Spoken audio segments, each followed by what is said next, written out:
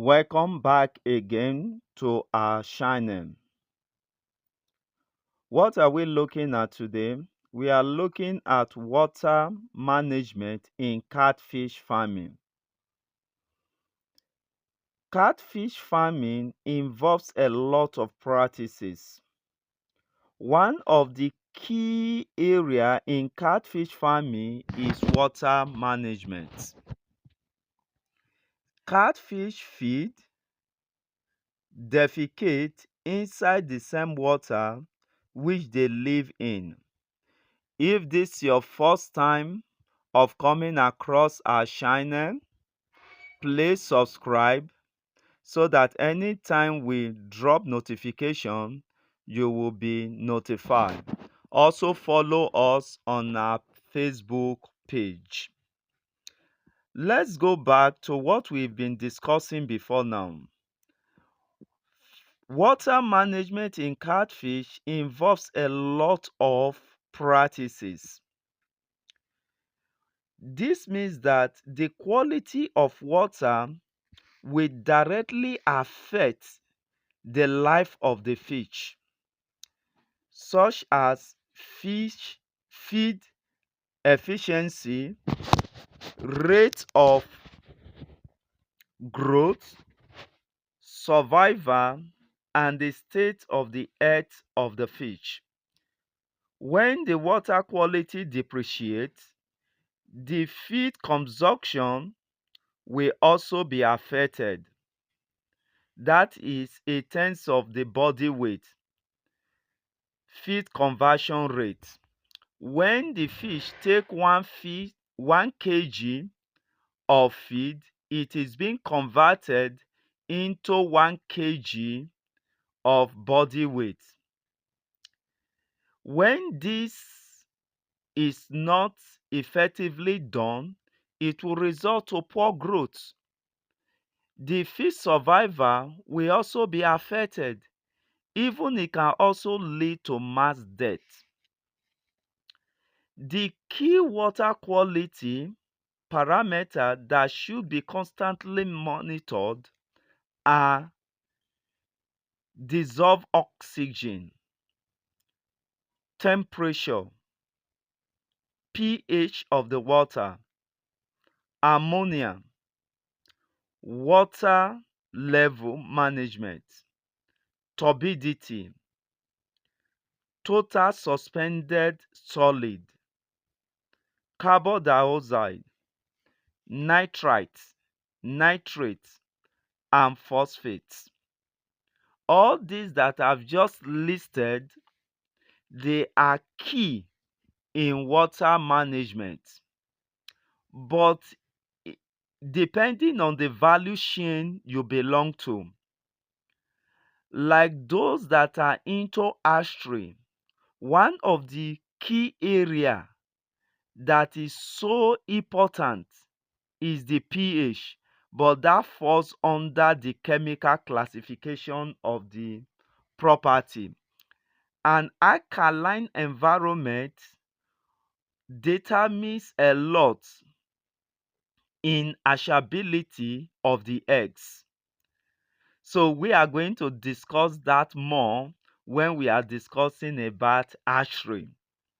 But in this brief introduction, I'm going to talk a little bit on the DO, that is the dissolved oxygen management, and also look at the temperature, whereby we will talk about other parameters in our subsequent videos. So the dissolved oxygen actually tells us the amount of oxygen that is dissolved in the water.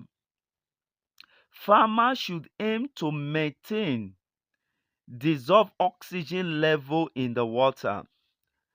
The oxygen level that is needed for a proper metabolic breakdown of waste in fishes should be between 4 milligram per liter to saturated level.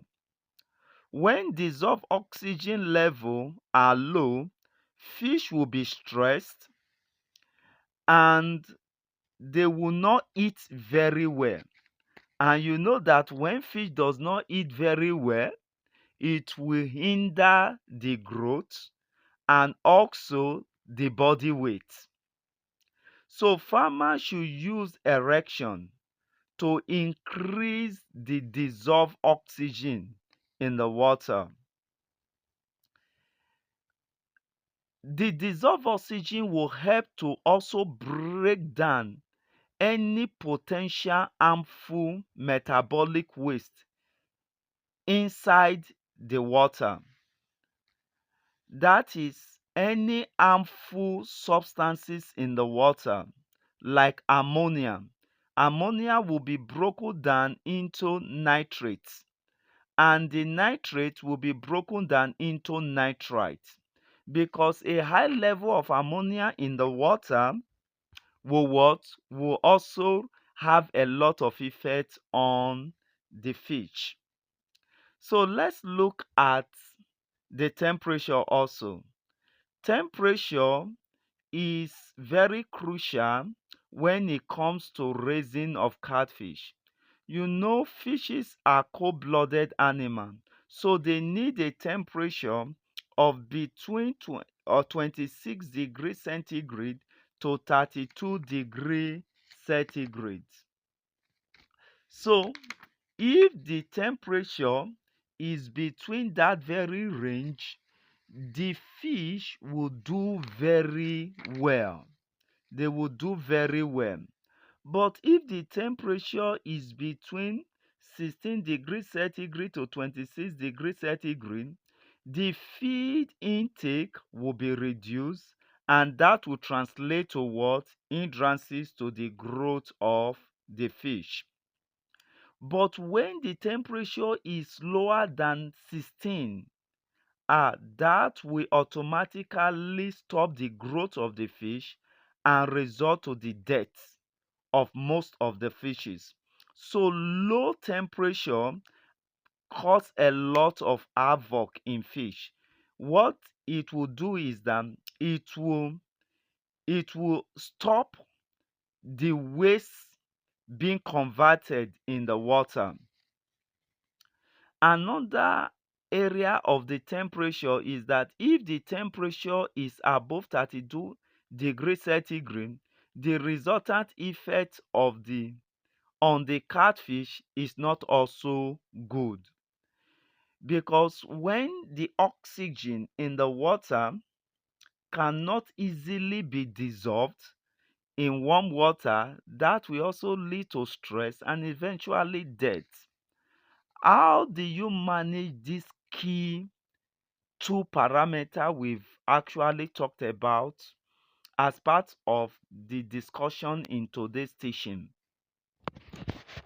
The solution to this is that the water level management should be properly taken into consideration. How do you do this? You know, the water evaporates, and this is most especially observed during dry season.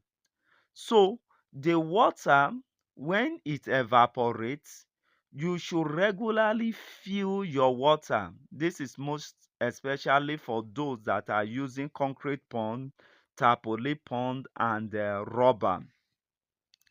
And at the same time, when the water flows out of the pond, you should also refill the water again. But those using earthy pond, there is automatic filling of the water from the underground. So this should also be well monitored if there is going to be any change in that water